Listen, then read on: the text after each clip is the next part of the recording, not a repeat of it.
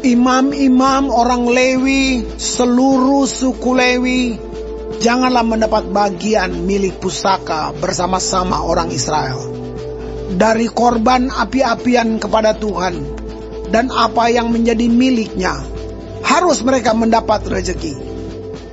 Janganlah ia mempunyai milik pusaka di tengah-tengah saudara-saudaranya. Tuhanlah milik pusakanya, seperti yang dijanjikannya kepadanya.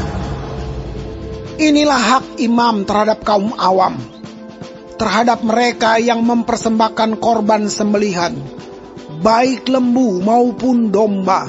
Kepada imam haruslah diberikan paha depan, kedua rahang, dan perut besar. Hasil pertama dari gandummu, dari anggurmu dan minyakmu, dan bulu guntingan pertama dari dombamu, haruslah kau berikan kepadanya. Sebab dialah yang dipilih oleh Tuhan Allahmu dari segala sukumu, supaya ia senantiasa melayani Tuhan dan menyelenggarakan kebaktian demi namanya, ia dan anak-anaknya. Apabila seorang Lewi datang dari tempat manapun di Israel, di mana ia tinggal sebagai pendatang, dan dengan sepenuh hati masuk ke tempat yang akan dipilih Tuhan, dan menyelenggarakan kebaktian demi nama Tuhan Allahnya, sama seperti semua saudaranya, orang-orang Lewi yang melayani Tuhan di sana, maka haruslah mereka mendapat rezeki yang sama, dengan tidak terhitung apa yang ia peroleh dengan menjual harta nenek moyangnya.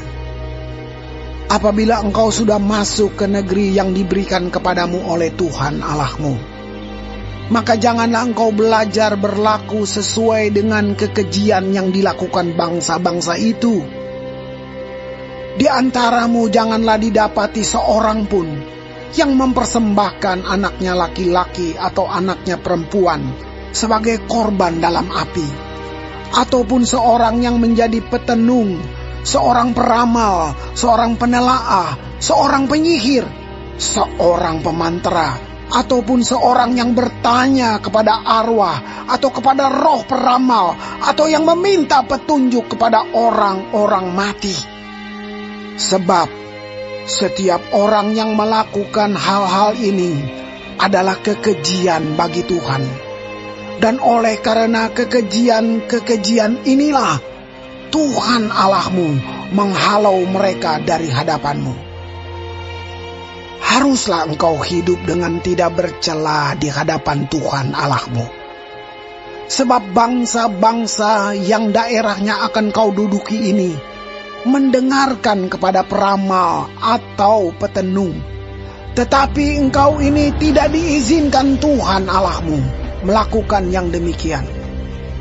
Seorang nabi dari tengah-tengahmu, dari antara saudara-saudaramu, sama seperti aku, akan dibangkitkan bagimu oleh Tuhan Allahmu. Dialah yang harus kamu dengarkan. Tepat seperti yang kamu minta dahulu kepada Tuhan Allahmu di Gunung Horeb pada hari perkumpulan dengan berkata, tidak mau aku mendengar lagi suara Tuhan Allahku, dan api yang besar ini tidak mau aku melihatnya lagi, supaya jangan aku mati. Lalu berkatalah Tuhan kepadaku, apa yang dikatakan mereka itu baik. Seorang nabi akan kubangkitkan bagi mereka dari antara saudara mereka, seperti engkau ini. Aku akan menaruh firmanku dalam mulutnya, dan ia akan mengatakan kepada mereka segala yang kuperintahkan kepadanya. Orang yang tidak mendengarkan segala firmanku yang akan diucapkan nabi itu demi namaku, daripadanya akan kutuntut pertanggungjawaban. Tetapi seorang nabi yang terlalu berani untuk mengucapkan demi namaku perkataan yang tidak kuperintahkan untuk dikatakan olehnya, atau yang berkata demi nama Allah lain, nabi itu harus mati. Jika sekiranya kamu berkata dalam hatimu, bagaimanakah kami mengetahui perkataan yang tidak difirmankan Tuhan? Apabila seorang nabi berkata demi nama Tuhan dan perkataannya itu tidak terjadi dan tidak sampai, maka itulah perkataan yang tidak difirmankan Tuhan. Dengan terlalu berani nabi itu telah mengatakannya, maka janganlah gentar kepadanya.